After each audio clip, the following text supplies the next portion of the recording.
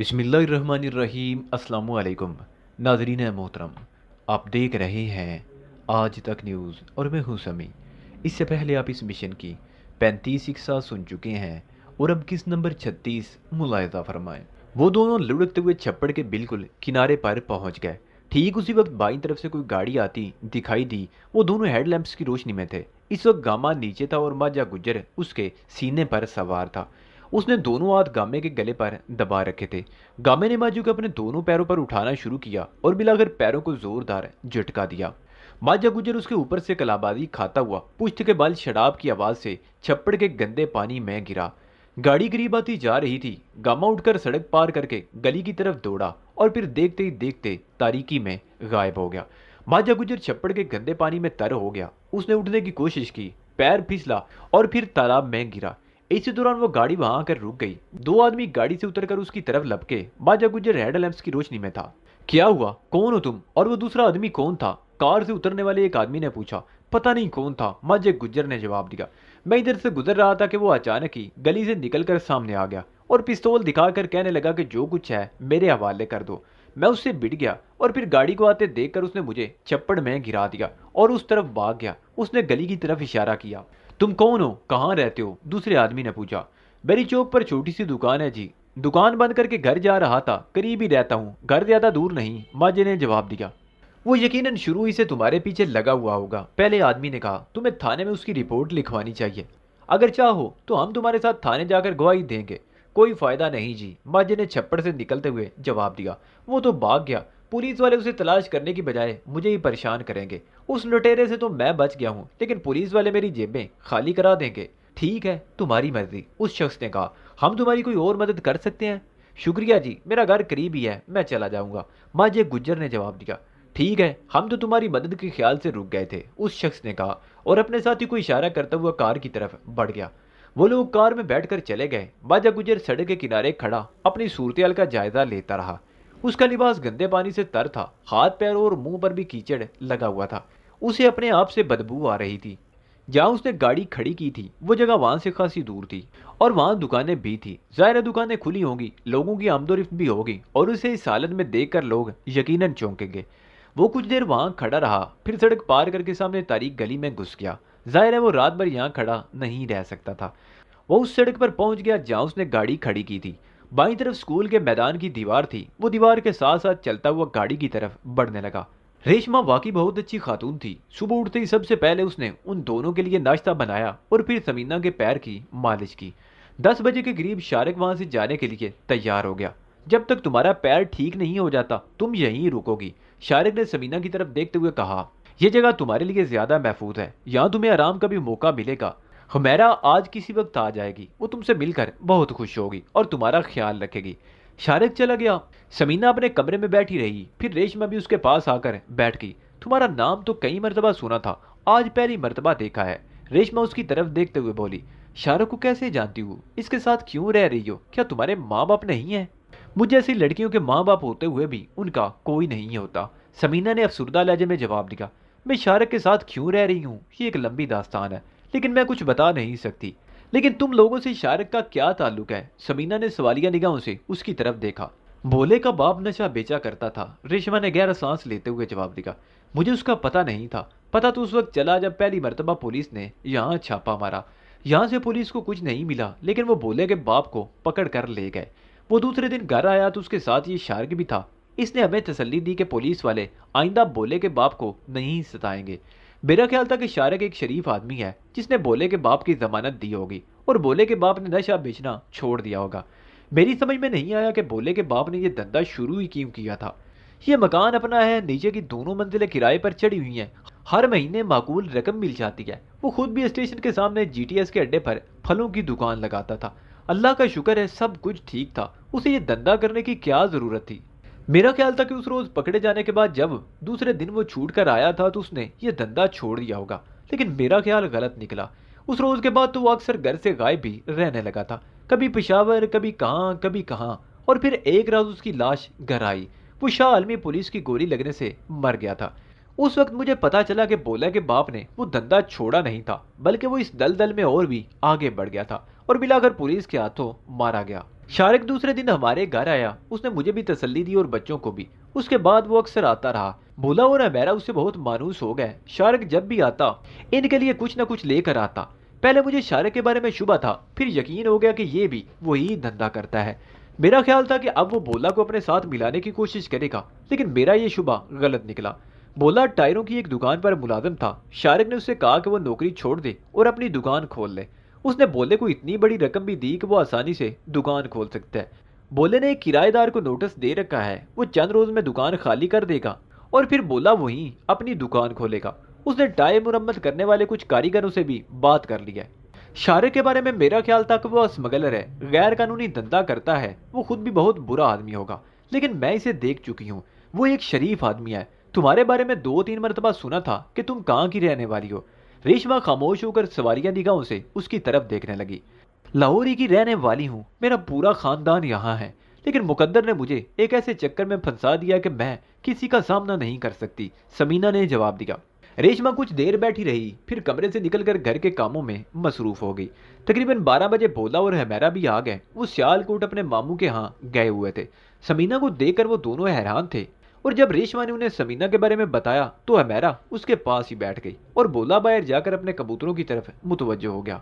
शाम से जरा पहले हमेरा ने एक किताब और एक कापी उठाई और चादर उड़ते हुए माँ की तरफ देखते हुए बोली, माँ मैं जरा आरफा के घर जा रही हूँ, 1-2 सवाल उससे समझने हैं। समीना भी सेन में रेशमा के करीब बैठी हुई थी। वो हमेरा की तरफ देखते हुए बोली, लाओ मुझे दिखाओ कौन से सवाल हैं। हमेरा उलझी हुई निगाहों से उसके करीब आ गई और कापी उसकी तरफ बढ़ा दी। समीना ने वो सवाल देखे और हमेरा को करीब बिठाकर समझाने लगी। आपने तो बड़े अच्छे तरीके से समझा दिया, कितनी जमातें पढ़ी हैं आपने? हमेरा ने पूछा। मैंने इंग्लिश में एमए किया है, समीना ने मुस्कुराते हुए जवाब दिया। हमेरा के अलावा रेशमा ने भी बड़ी हैरत से उसकी तरफ देखा था। बोला अब अपने कमरे में डोर का पिन्ना और पतंग निकाल लाया था। उसने पिन्ना हमेरा के हाथ में दिया और पतंग उड़ाने लगा। इस वक्त आसमान पर और भी बहुत सी पतंगे नजर आ रही थी। तुम डोर का पिन्ना पकड़कर बैठ गई, पढ़ोगी कब? समीना ने कहा। ये बोला रोज ऐसे करता है, मुझे पिन्ना थमा देता है और खुद पतंग उड़ाने लगता है, और जब इसकी पतंग कट जाती है तो मुझे डांटता है कि मैंने डोर रोक ली थी। हमेरा ने जवाब दिया। समीना मुस्कुरा कर रह गई। रेशमा के मकान से निकलने के बाद शारिक रेलवे स्टेशन और मैकलोड रोड से होता हुआ माल रोड पार करके एजी ऑफिस की तरफ निकल आया। चुबुर्जी की तरफ जाने से पहले उसने पेट्रोल पंप से गाड़ी में पेट्रोल भरवा लिया था और फिर चुबुर्जी से होता हुआ मुल्तान रोड की तरफ निकल गया। जब वो हवेली पहुंचा तो 12 बजने वाले थे। 9 लड़के के अलावा राजा और गामा भी वहां मौजूद थे। उनके चेहरों पर 12 बज रहे थे। हवेली के अंदर दरख्त के नीचे एक गाड़ी खड़ी करके शारिक जैसे ही नीचे उतरा, गामा तेज तेज कदम उठाता उसके करीब आ गया। गजब हो गया शारिक बाबू। मुझे मालूम है, शारिक ने उसकी बात काट दी, लेकिन ये सब कुछ हुआ कैसे? कल रात 10 बजे के करीब मैं और राजा वहां कमरे में बैठे रोटी खा रहे थे कि उन्होंने अचानक ही हमला कर दिया। वो 5-6 आदमी थे। वो फायरिंग करते हुए अंदर घुसे आ रहे थे। उसके साथ ही उनमें से 2 आदमियों ने जगह जगह पेट्रोल छिड़क कर आग लगाना शुरू कर दी। हमारे लिए मुकाबले का मौका नहीं था। हम पिछले रास्ते से भाग निकले। अगर रुककर मुकाबला करने की कोशिश करते तो वो हमें भून डालते। अच्छा किया तुम लोग वहां से निकल आए, शारिक ने कहा। वैसे क्या तुम्हें मालूम है कि उनमें कौन कौन शामिल थे? रहमत को तो मैंने देखा था, वो आजकल माजे का बड़ा चमचा बना फिर रहा है, इस मर्तबा राजा ने जवाब दिया। रहमत के अलावा याकूब का चमचा जीला भी था, शारिक ने कहा। तुम्हें कैसे पता चला शारिक बाबू? गामे ने चौंक कर पूछा। आग लगाने के बाद भी ये दोनों वहां मौजूद थे, शारिक ने कहा, और फिर अपने साथ पेश आने वाले वाकये की तफसील बताने लगा। आखिर में वो कह रहा था, किस्मत अच्छी थी कि हम लोग वहां से निकलने में कामयाब हो गए, और अगर माजा गुजर इस वक्त वहां होता तो कल की रात हमारी जिंदगी की आखिरी रात होती। समीना बीबी कहाँ है शारिक बाबू? 9 लखे ने पूछा। भागने की कोशिश में उसके पैर में मोच आ गई, यहाँ लाना मुनासिब नहीं था, उसे मैं एक महफूज जगह पर छोड़ आया हूँ, शारिक ने जवाब दिया और फिर गामे की तरफ देखते हुए बोला, और थाने में तवीले में आतिशज़दगी की रिपोर्ट लिखवा दो। उस रिपोर्ट में माजा गुज्जर, जीला और रहमत का नाम जरूर होना चाहिए। अगर ऐसे चोर रिपोर्ट लिखने में हिलो उज्जत से काम ले तो कुछ और रकम लगा देना। ऐसे मौकों पर ये लोग कुछ अड़ल जरूर करते हैं। ठीक है शारिक बाबू, मैं भी चला जाता हूँ, गामे ने कहा, और कुछ देर बाद ही हवेली से रुखसत हो गया। शारिक शाम तक हवेली में रहा और फिर राजा को हवेली में रहने की हिदायत करके दोबारा शहर आ गया। वो सीधा ग्वाल मंडी आया था। गाड़ी उसने मौलवी हमीद के होटल से दूर ही छोड़ दी थी। ये इलाका अब मुकम्मल तौर पर मौलवी हमीद के कंट्रोल में था। माजे गुजर के आदमी यहाँ से धंधा छोड़कर भाग निकले थे। शारिक ने होटल के सामने कार रोक कर मौलवी हमीद को इशारा किया और आगे चलता हुआ बिजली के एक खंभे से टेक लगाकर खड़ा हो गया। उस खंभे का बल्ब या तो फ्यूज था या टूटा हुआ था। बहरहाल ये निस्बतन तारीख जगह शारक को मुनासिब लगी। चंद मिनट बाद ही मौलवी हमीद भी वहां आ गया। क्या हुआ शारक बाबू? तबीले को आग किसने लगाई थी? उसने आते ही पूछा। हमारा एक ही दुश्मन है, उसके सिवा और कौन हो सकता है? शारक ने जवाब दिया। तुम सुनाओ, क्या सूरत हाल है? हर तरफ गड़बड़ी नजर आ रही है, मौलवी अमीन ने जवाब दिया। तबीले में आग लगने के बारे में मुझे रात ही को पता चल गया था। आज सुबह 11 बजे के करीब यह पता चला कि याकूब मंदिर वाले को किसी ने कत्ल कर दिया है। उसकी लाश पुलिस को मंदिर के एक कमरे में मिली थी। पुलिस को उसके चेले जीले की तलाश है जो लापता है। और कोई खास बात? शारक ने पूछा। खबरें तो बस ऐसी ही हैं, मौलवी ने जवाब दिया। आजकल में पुलिस सरगर्मी दिखाने वाली है, तुम एक दो दिन जरा मोहतात रहना। शारक कहते हुए मुड़कर उस तरफ चल पड़ा जहां उसकी कार खड़ी थी। ग्वाल मंडी से निकलकर वो अनारकली की तरफ आ गया। सुहेल के रेस्टोरेंट वाली गली में दाखिल होते ही उसने गाड़ी रोक ली। शीशे चढ़ाए और दरवाजा लॉक करने के बाद चाबियां जेब में डालता हुआ सुहेल के रेस्टोरेंट की तरफ चलने लगा। इस वक्त 9:30 बजे थे। रेस्टोरेंट में कुछ लोग बैठे हुए थे। सुहेल काउंटर पर नहीं था। काउंटर पर जो लड़का बैठा हुआ था उसने शारक को देखकर ऊपर इशारा किया। शारिक सीढ़ियां चढ़ता हुआ ऊपर वाले कमरे में आ गया। सुहेल वहां बैठा खाना खा रहा था। तुम कहाँ गायब थे? सुहेल उसे देखते ही बोला। मैं तो समझा था कि तुम ये शहर तो क्या ये मुल्क ही छोड़कर जा चुके हो। ये मुल्क छोड़ने का मेरा कोई इरादा नहीं। शारिक ने उसके सामने बैठकर बेतकल्फी से खाने की तरफ हाथ बढ़ाते हुए कहा। जब कभी बाहर जाने का प्रोग्राम बना तो तुम्हें जरूर बताऊंगा, बल्कि तुम्हें साथ ही लेकर जाऊंगा।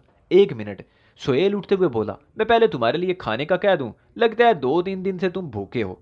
उसने दरवाजे के करीब जाकर लड़के को आवाज दी और उसे खाने का कहकर दोबारा कमरे में आ गया। कहाँ गायब थे इतने रोज से? सुहेल कुर्सी पर बैठते हुए बोला। घर की भी खबर नहीं ली। अम्मा और रजिया ने रो रो कर बुरा हाल कर रखा है।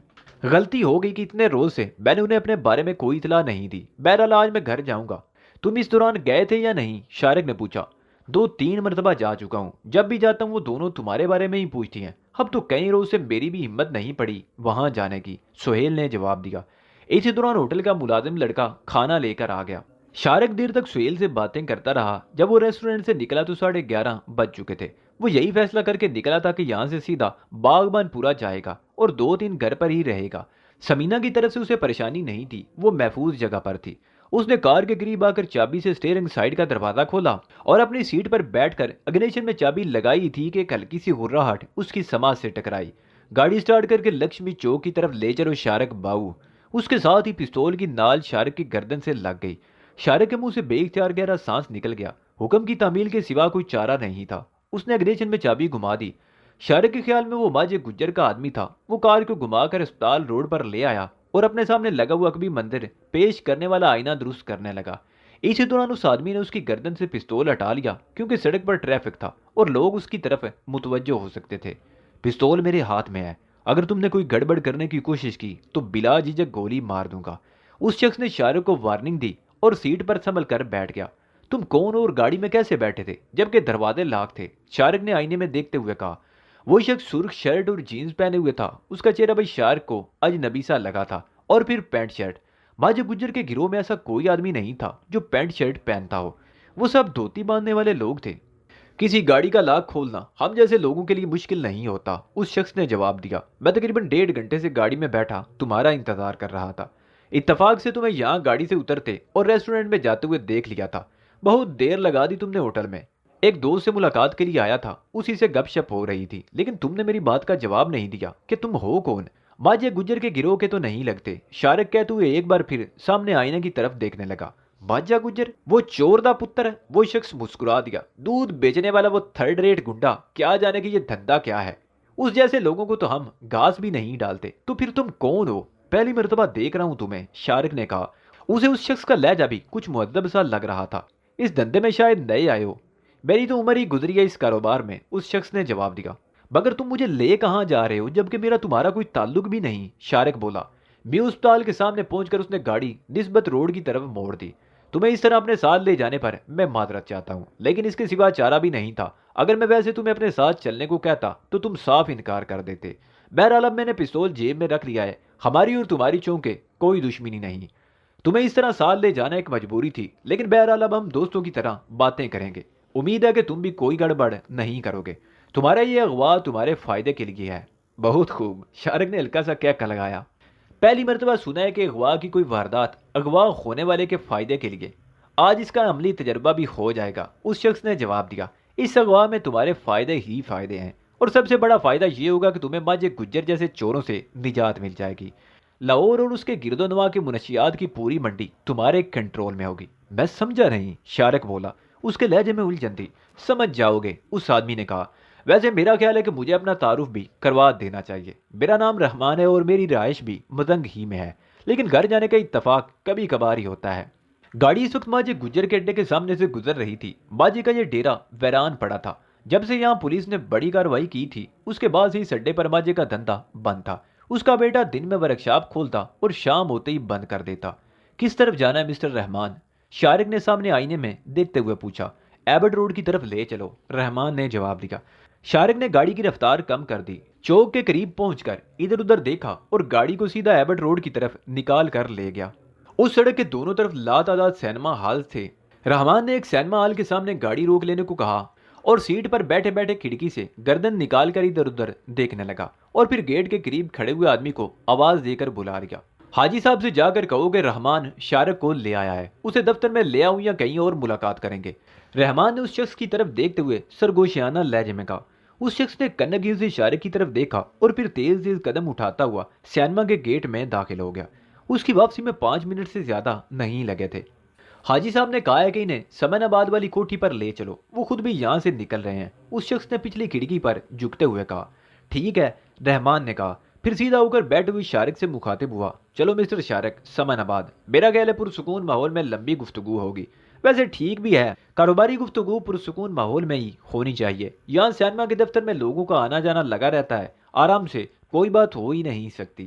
شارق نے کندھے اچکا دیا اور انجن سٹارٹ کر کے یو ٹرن لیتے ہوئے گاڑی کو دوبارہ لکشمی چوک کی طرف گھما دیا۔ لکشمی چوک سے اس نے گاڑی بائیں طرف بیکلور روڈ پر موڑ دی۔ سمن آباد موڑ پر رحمان کی ہدایت کے مطابق شارق نے گاڑی بائیں طرف موڑ لی، اور پھر وہ اس کے اشارے پر گاڑی کو مختلف سڑکوں پر گھماتا رہا۔ شروع میں شارق کے دل میں خوف سا پیدا ہوا تھا، اب وہ ختم ہو گیا۔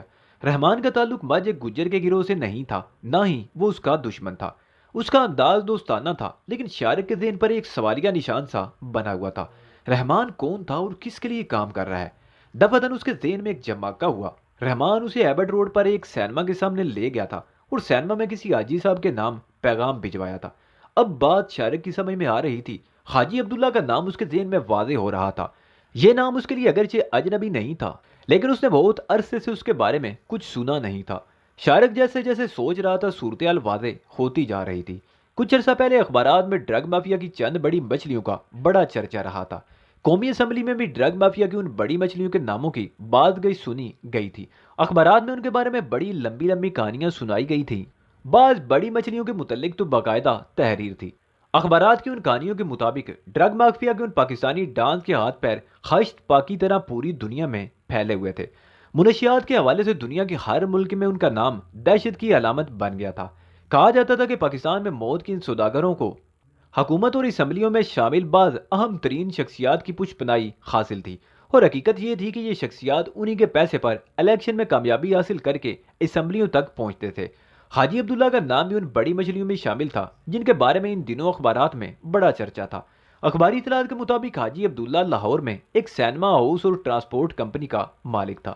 اس کی بسیں ملک کے ایک کونے سے دوسرے کونے تک سفر کرتی تھی۔ امریکہ اور کینیڈا میں ڈرگ مافیا کے علاوہ برطانیہ، فرانس، جرمنی اور دنیا کے تمام بڑے ممالک میں منشیات فروشوں کے بڑے بڑے گروہوں سے اس کے تعلقات تھے۔ پاکستان کی پولیس اور اعلیٰ حکام اس کے بارے میں سب کچھ جانتے تھے، لیکن آج تک اس کے خلاف کوئی کارروائی نہیں ہوئی تھی، اور اب رحمان نامی یہ نوجوان شارق کو اسی حاجی عبداللہ کے پاس لے جا رہا تھا۔ شارق کو یہ اندازہ لگانے میں بھی دشواری پیش نہیں آئی کہ حاجی عبداللہ خود اس سے ملنا چاہتا تھا، اور اس کے لیے یہ طریقہ کار اختیار کیا گیا تھا کہ اسے گن پوائنٹ پر اغوا کیا گیا تھا۔ لیکن بعد میں رحمان نے اس کی وضاحت کر دی تھی کہ اگر سیدھے سادے طریقے سے بات کی جاتی تو شاید شارق انکار کر دیتا، اس لیے اسے گن پوائنٹ پر اغوا کیا گیا۔ لیکن اب پستول رحمان کی جیب میں تھا اور وہ دونوں دوستانہ انداز میں باتیں کر رہے تھے۔ رحمان کے کہنے پر شارق نے گاڑی ایک کوٹھی کے سامنے روک لی۔ شارق نے انجن بند کرتے ہوئے کوٹھی کی طرف دیکھا۔ گیٹ کھلا ہوا تھا اور اسٹول پر ایک گن مین بیٹھا سگریٹ کے کش لگا رہا تھا۔ گھروں میں گن مینوں کے پاس عام طور پر ڈبل بیرل گن ہوتی ہے، مگر اس گن مین کے پاس جدید ترین آٹومیٹک رائفل تھی۔ ایک میگزین رائفل میں فٹ تھا اور دوسرا اس کے ساتھ اسکاچ ٹیپ سے جڑا ہوا تھا تاکہ استعمال کے دوران ایک میگزین خالی ہو جائے تو فوری طور پر دوسرا لگایا جا سکے۔ گن مین اسٹول پر بیٹھا سگریٹ کے کش لگاتا ہوا کار کی طرف دیکھ رہا تھا۔ رحمان کو کار سے اترتے دیکھ کر وہ ایک دم کھڑا ہو گیا اور پھر شارک کی طرف دیکھنے لگا جو کار سے اتر کر دروازے وغیرہ لاک کر رہا تھا۔ وہ دونوں گیٹ میں داخل ہوئے تو گن مین نے انہیں سلام کیا تھا۔ کوٹھی میں آمد و رفت کے 2 گیٹ تھے، لیکن ایک گیٹ مستقل طور پر بند تھا۔ اندر کی طرف دونوں گیٹوں کے درمیان خوبصورت لان تھا جس کے چاروں طرف پولز پر مرکری ٹیوب لائٹیں لگی ہوئی تھی۔ وہ گیٹ میں داخل ہو کر برآمدے کی طرف بڑھے، اسی لمحے برآمدے والا دروازہ کھلا اور ایک لمبا تڑنگا آدمی برآمد ہوا۔ اس نے شلوار قمیض پہن رکھی تھی، بائیں پہلو پر قمیض قدرے ابری ہوئی تھی جس سے شارک کو سمجھنے میں دیر نہ لگی کہ قمیض کے نیچے پستول یا ریوالور موجود تھا۔ اس آدمی نے دروازہ کھول دیا اور رحمان شارک کو لے کر برآمدے والے دروازے میں داخل ہوتے ہی بائیں طرف والے دروازے میں داخل ہو گیا۔ یہ وسیع اور اس کمرہ ڈرائنگ روم کے طور پر آراستہ تھا۔ فرش پر دبیز قالین اور قیمتی فرنیچر آراستہ تھا۔ ڈیکوریشن کی چیزیں غیر ملکی اور خاصی قیمتی تھی۔ ایک طرف سٹینڈ پر ٹیلی فون سیٹ بھی رکھا ہوا تھا۔ دروازہ کھولنے والا دراز قامت آدمی بھی ان کے ساتھ ہی اندر آ گیا۔ حاجی صاحب کا فون آیا تھا رحمان بھائی، وہ شخص رحمان کی طرف دیکھتے ہوئے بولا۔ وہ آدھے گھنٹے میں یہاں پہنچ جائیں گے۔ کوئی چائے ٹھنڈا کہیں تو لے آؤں؟ ہاں ٹھنڈا لے آؤ، چائے پی پی کر تو سینہ جل گیا ہے، رحمان نے جواب دیا اور پھر شارک کی طرف دیکھتے ہوئے بولا۔ بیٹھو مسٹر شارک، تھوڑا سا انتظار تو کرنا ہی پڑے گا۔ وہ دونوں صوفوں پر بیٹھ گئے۔ کچھ ہی دیر بعد وہ آدمی کولڈ ڈرنکس کی ٹھنڈی بوتلیں لے آیا۔ اس نے ایک ایک بوتل ان دونوں کے سامنے رکھ دی اور باہر نکل گیا۔ شارک اور رحمان نے اپنی اپنی بوتل اٹھا لی اور ہلکی ہلکی چسکیاں لینے لگے۔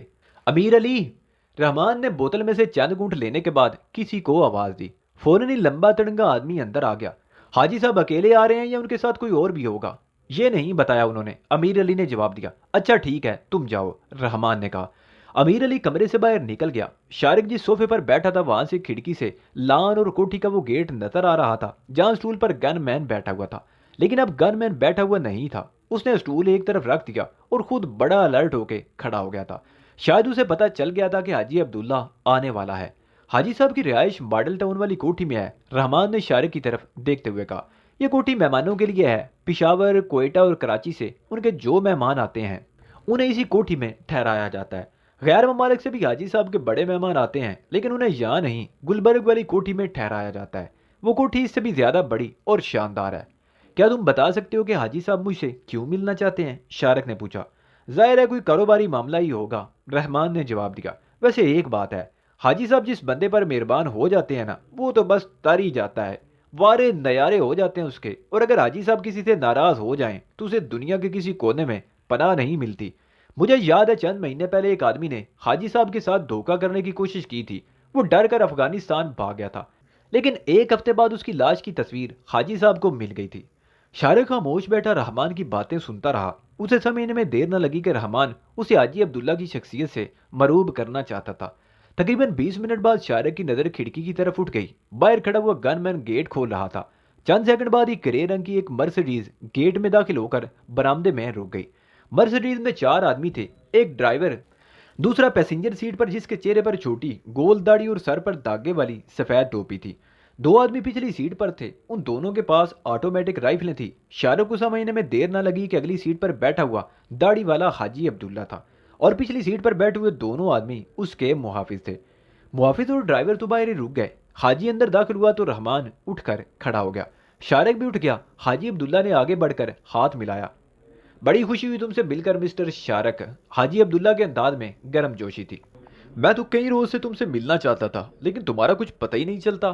کیا کریں جی، شارک نے جواب دیا۔ اب جانتے ہیں کہ اس دھندے میں 20 دشمن ہوتے ہیں، ان سے تو چھپ کر ہی رہنا پڑتا ہے۔ آج کل تو تمہارا سب سے بڑا دشمن ماجا گجر ہے، حاجی نے مسکراتے ہوئے کہا۔ وہ کاروبار کرنا نہیں جانتا، پیسہ کھینچنا چاہتا ہے۔ وہ نہیں جانتا کہ اس بزنس میں فائدہ ہے تو نقصان بھی ہے اور نقصان برداشت کرنا چاہیے۔ وہ تمہارے ساتھ جو کچھ بھی کر رہا ہے غلط کر رہا ہے۔ اس نے تمہارے ڈیرے کو آگ لگائی جس کا مجھے بے حد افسوس ہے۔ یہ سب کچھ تو ہوتا ہی رہتا ہے حاجی صاحب، شارک نے کہا۔ آپ فرمائیے مجھ سے کس سلسلے میں ملنا چاہتے ہیں؟ بات یہ ہے کہ ہم لوگوں کا بزنس تو ایک ہی ہے، ہمیں کوئی رابطہ بھی تو ہونا چاہیے نا، حاجی عبداللہ نے جواب دیا۔ پھر چند لمحوں کی خاموشی کے بعد بولا، مجھے ایک ایسے آدمی کی ضرورت تھی جو نہ صرف دیانت دار ہو بلکہ ذہین بھی ہو اور اس بزنس کے نشیب و فراز کو سمجھتا ہو۔ میں نے اس سلسلے میں کوئٹہ، پشاور، کراچی اور لاہور کے لوگوں کو چیک کیا۔ بعض نوجوان میری نظروں میں تھے لیکن ان میں سے میں مطمئن نہیں ہو سکا۔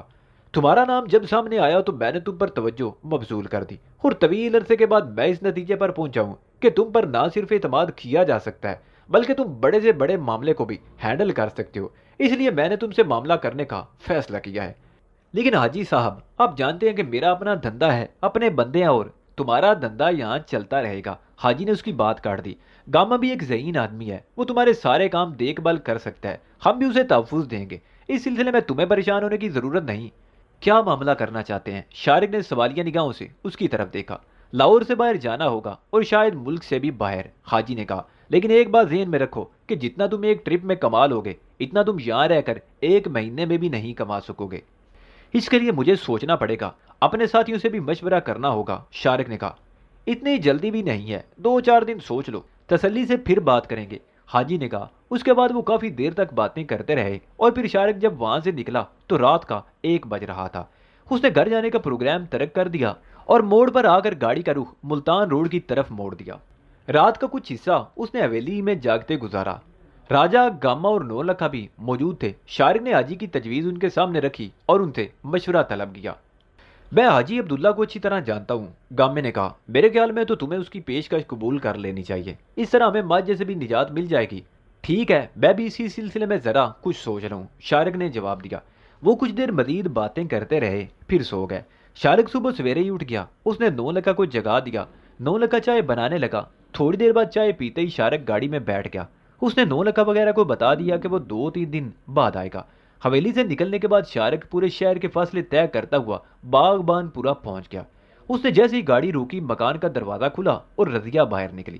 وہ شاید یونیورسٹی جا رہی تھی۔ اس نے کار کی طرف دیکھا ضرور تھا مگر توجہ نہیں تھی، لیکن 2 قدم آگے بڑھتے ہی وہ ٹھٹک کر رک گئی اور گہری نظروں سے سیرنگ کے سامنے بیٹھے ہوئے شارق کی طرف دیکھنے لگی۔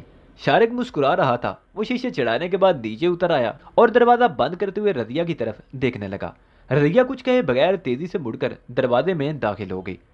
اس کے چہرے پر عجیب سے تاثرات ابھر آئے تھے۔ شارق اور رضیہ کی اس رویے پر بڑی حیرت تھی۔ وہ گاڑی لاک کر کے جیسے ہی مکان میں داخل ہوا، رضیہ دوڑ کر اس سے لپٹ گئی۔ بہت سنگ دل ہیں آپ بھیا، رضیہ کی آواز بھی بھررائی ہوئی تھی۔ آپ تقریباً 20-22 روز بعد واپس آئے ہیں، ہم سے رشتہ ختم کر دیا آپ نے؟ نہیں میری بہن، شارق نے اس کے سر پر ہاتھ پھیرتے ہوئے کہا، ہمارا یہ رشتہ تو کبھی نہیں ٹوٹ سکتا، تو پھر ہمیں اس طرح چھوڑ کر اچانک کہاں غائب ہو جاتے ہیں کہ کوئی اطلاع تک نہیں ہوتی؟ ہم سولی پر ٹنگے رہتے ہیں ہر وقت، ہماں تو بیمار پڑی ہیں، ہر وقت تمہارا انتظار کرتی رہتی ہیں۔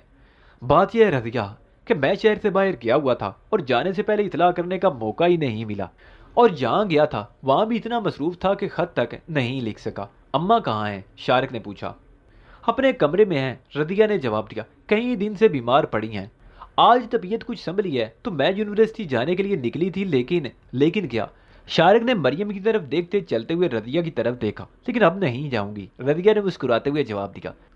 وہ کمرے میں داخل ہوئے تو شارق مریم کو دیکھ کر چونک گیا۔ وہ واقعی برسوں کی بیمار لگ رہی تھی۔ شارق کو دیکھ کر اس نے اٹھنے کی کوشش کی۔ شارق جلدی سے آگے بڑھ کر پلنگ کی پٹی پر بیٹھ گیا اور اس کے دونوں ہاتھ تھام لیے۔ یہ کیا ہو گیا ہے آپ کو ماں جی؟ کیا حالت بنا رکھی ہے آپ نے؟ وہ بولا۔ اب تم آ گئے ہو نا، میں بالکل ٹھیک ہو جاؤں گی، مریم نے کمزور سی آواز میں جواب دیا۔ تم کہیں چلے جاتے ہو نا تو لگتا ہے میرے جسم کا کوئی حصہ مجھ سے الگ ہو گیا ہے۔ ڈاکٹر کو دکھایا تھا؟ شارق نے پوچھا۔ ڈاکٹر کیا کرے گا، مریم نے کہا، تم آ گئے ہو نا، اب مجھے ان دواؤں کی بھی ضرورت نہیں رہی۔ اس نے تپائی پر رکھی ہوئی دواؤں کی طرف اشارہ کیا۔ کون سے ڈاکٹر کو دکھایا تھا رضیہ؟ کیا بتایا اس نے؟ شارق نے رضیہ کی طرف دیکھا۔ ڈاکٹر بخاری کو، رضیہ نے جواب دیا، کئی دنوں سے علاج ہو رہا ہے، اب تو پہلے سے بہت بہتر ہیں۔ میں آج شام کو خود ڈاکٹر سے بات کروں گا، شارق نے کہا۔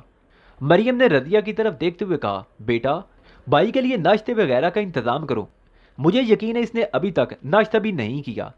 ابھی تک میں نے واقعی ناشتہ نہیں کیا، شارق نے جواب دیا۔ میں ناشتہ بناتا ہوں جی، دروازے میں کھڑے ہوئے شاہد نے پوچھا، کیا کھائیں گے آپ؟ ڈبل روٹی کے سلائس یا پراٹھا؟ پراٹھا بنا لو یار، شارق نے کہا۔ میں بناتی ہوں ناشتہ، تم اپنا کام کرو، رضیہ نے شاہد کی طرف دیکھتے ہوئے کہا۔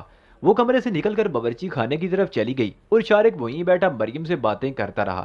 آدھے گھنٹے بعد رضیہ ناشتہ تیار کر کے وہیں لے آئی۔ گرم گرم پراٹھا کھاتے ہوئے شارق کو واقعی بڑا مزہ آیا۔ کئی روز بعد اسے گھر کی پکی ہوئی کوئی چیز ملی تھی۔ ناشتے کے بعد بھی وہ کافی دیر تک مریم کے پاس بیٹھا رہا، پھر اپنے کمرے میں آ گیا۔ اس نے دروازہ بند کر کے لباس بدلا اور پھر دروازہ کھول دیا۔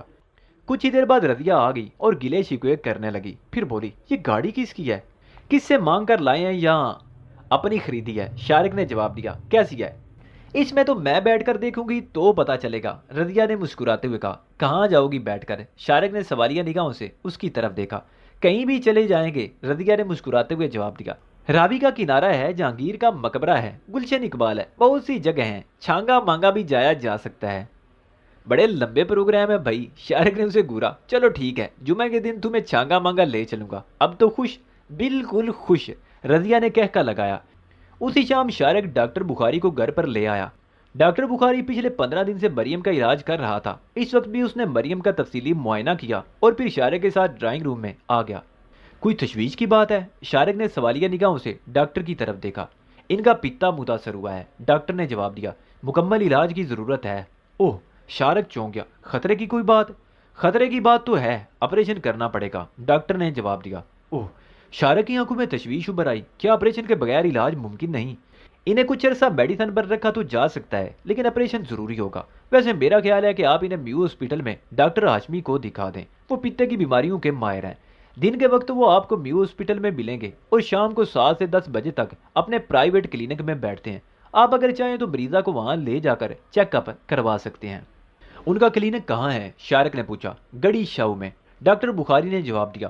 میں آپ کو ڈاکٹر ہاشمی کے نام لیٹر لکھ دیتا ہوں اور مریضہ کی ہسٹری بھی. آپ چاہیں تو انہیں ابھی لے جائیں. ٹھیک ہے, میں ابھی لے جاؤں گا, آپ لکھ دیجئے, شارق نے کہا. ڈاکٹر نے اپنے بیگ میں سے پیڈ نکالا اور اس پر مریضہ کی ہسٹری لکھنے لگا. شارق اٹھ کر اندر آ گیا. رضیہ, ماں جی کو تیار کر دو, میں انہیں ڈاکٹر ہاشمی کے پاس لے جا رہا ہوں.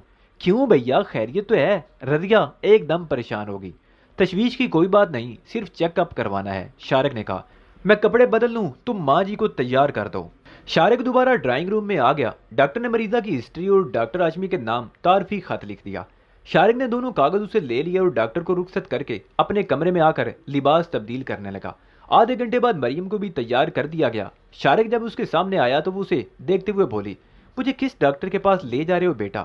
ڈاکٹر بخاری نے کیا کہا, خیر تو ہے نا؟ بالکل خیر ہے ماں جی, شارق نے کہا. ڈاکٹر بخاری نے کہا ہے کہ آپ کا ڈاکٹر ہاشمی سے چیک اپ کروا لیا جائے. اس میں پریشان ہونے والی تو کوئی بات نہیں. اچھا ہے, چیک اپ ہو جائے تو تسلی ہو جائے گی. رضیہ بھی ان کے ساتھ جانے کو تیار ہو گئی. شارق اسے ساتھ لے جانا چاہتا تھا, لیکن اسے ڈر تھا کہ اگر رضیہ نے مریم کے بارے میں باتیں سن لی تو وہ بھی پریشان ہو جائے گی, لیکن وہ اسے ساتھ لے جانے سے منع بھی نہیں کر سکا. ڈاکٹر ہاشمی اپنے پرائیویٹ کلینک میں ان مریضوں کو دیکھتا تھا جنہوں نے پہلے سے وقت لے رکھا ہو, لیکن اتفاق سے اس وقت صرف ایک مریض تھا. اس کے جاتے ہی شارق مریم کو لے کر اس کے کمرے میں گھس گیا. پہلے اس نے ڈاکٹر بخاری کا تعارفی خط اور مریم کی کیس ہسٹری والا کاغذ دیا, جسے پڑھنے کے بعد ڈاکٹر مریم سے کچھ باتیں پوچھتا رہا. پھر اسے اسکرین کے پیچھے کوچ پر لٹا دیا اور اسٹیتھوسکوپ سے اس کا معائنہ کرنے لگا. تقریباً آدھے گھنٹے بعد ڈاکٹر نے مریم اور رضیہ کو دوسرے کمرے میں جا کر بیٹھنے کو کہا اور پھر شارق کی طرف دیکھتے ہوئے بولا. ڈاکٹر بخاری کی تشخیص درست ہے, آپریشن ضروری ہے اور اس میں زیادہ تاخیر خطرناک ثابت ہو سکتی ہے. آپ کے خیال میں آپریشن کب تک ہو جانا چاہیے؟ شارق نے پوچھا. 8-10 دن میں. کامیابی کے چانسز؟ شارق نے سوالیہ نگاہوں سے اس کی طرف دیکھا. جیسے جیسے دیر ہوگی چانسز کم ہوتے چلے جائیں گے, ڈاکٹر ہاشمی نے کہا. میرا مشورہ تو یہی ہے کہ جتنی جلدی ممکن ہو آپریشن ہو جانا چاہیے. تو پھر میں آپ کو کل بتا دوں گا, شارق نے کہا. جب وہ لوگ گھر واپس پہنچے تو 10 بج چکے تھے. مریم کو اس کے کمرے میں لٹانے کے بعد شارق رضیہ کو اشارہ کرتا ہوا اپنے کمرے میں آ گیا. خیریت, کیا خاص بات ہے؟ رضیہ نے پوچھا. ہاں خاص بات یہ ہے, شارق نے کہا اور پھر اسے مریم کے بارے میں بتانے لگا. آخر میں وہ کہہ رہا تھا. ڈاکٹر نے کہا تھا کہ آپریشن میں تاخیر ماں جی کے لیے خطرناک ثابت ہو سکتی ہے. چند روز بعد میں بھی ملک سے باہر جانے والا ہوں. میرے ذہن پر بھی بوجھ رہے گا, اس لیے میں چاہتا ہوں کہ یہ کام ہو ہی جائے تو بہتر ہے. رضیہ اس کی باتوں سے ایک دم پریشان ہوگی. شارق اسے تسلی دیتا رہا, پھر آپس میں مشورہ کرنے لگا. میرا خیال ہے امی کو بتا دینا چاہیے کہ ان کا آپریشن ہوگا, رضیہ نے کہا. ہاں, تم آج رات ہی کسی طرح انہیں بتا دینا. میں کل صبح ہی ڈاکٹر ہاشمی سے مل کر پروگرام بنا لیتا ہوں. آپریشن میں خطرے کی تو کوئی بات نہیں, رضیہ بولی. ہسپتالوں میں روزانہ 20 لوگوں کے آپریشن ہوتے ہیں, شارق نے جواب دیا. زندگی اور موت تو خدا کے ہاتھ میں ہے. ویسے ہمیں بہتری کی امید رکھنی چاہیے. ڈاکٹر ہاشمی نے بھی کہا تھا کہ ابھی ایسی کوئی پیچیدگی نہیں ہے, البتہ تاخیر کی صورت میں کچھ مسائل پیدا ہو سکتے ہیں. ٹھیک ہے, میں آج امی کو بتا دوں گی, آپ کل جا کر ڈاکٹر سے مل لیں, رضیہ نے جواب دیا. شارق دوسرے ہی دن میو ہاسپٹل پہنچ گیا. ڈاکٹر ہاشمی سے ملنے میں اسے زیادہ دشواری کا سامنا نہیں کرنا پڑا. वो तकरीबन 1 घंटे तक डॉक्टर हाशमी के पास बैठा रहा और फिर ये तय पाया कि मरियम को कल हॉस्पिटल में दाखिल करवा दिया जाए और उसके 2-4 दिन बाद ऑपरेशन हो जाएगा। 1 हफ्ते बाद मरियम का ऑपरेशन हो गया। ऑपरेशन कामयाब था। चंद रोज मजीद हॉस्पिटल में रहने के बाद डॉक्टर ने उसे घर मुंतकिल करने की इजाज़त दे दी। उसकी देखभाल के लिए शारिक ने एक नर्स का भी इंतजाम कर लिया था जिसे 24 घंटे घर ही में रहना था। इसी दौरान शारिक एक मरतबा हाजी अब्दुल्ला से भी मिला था और उसे बता दिया था कि उसे उसकी पेशकश कबूल है, लेकिन माँ जी के ऑपरेशन की वजह से वो चंद रोज तक कहीं भी नहीं जा सकता था। यूं तो शारिक इसी दौरान समीना से भी मिलता रहा, लेकिन जिस दिन मरियम हॉस्पिटल से घर आई थी उससे अगले रोज वो समीना को भी वहीं ले आया था। तुम्हें मेरी माँ और बहन से मिलने का बहुत शौक था, शारिक ने कहा। अब तुम चंद रोज इनके साथ ही रहोगी। माँ जी की तबीयत जरा संभल जाए तो हम कराची चलेंगे। मरियम और रजिया समीना से मिलकर बहुत खुश थी। रजिया तो उससे लिपटी ही जा रही थी। शारिक ने उन्हें समीना के बारे में सिर्फ इतना बताया कि वो उसके कारोबार की हिस्सेदार है और पेशावर से आई हुई है। समीना को भी उसने यहाँ लाने से पहले अच्छी तरह समझा दिया था। मरियम की तरफ से मुतमईन होने के बाद शारिक ने एक बार फिर हाजी अब्दुल्ला से मुलाकात की और उसे बता दिया कि अब वो उसके लिए काम करने के लिए तैयार है। देखो शारिक, हाजी ने उसके चेहरे पर नजरें जमाते हुए कहा।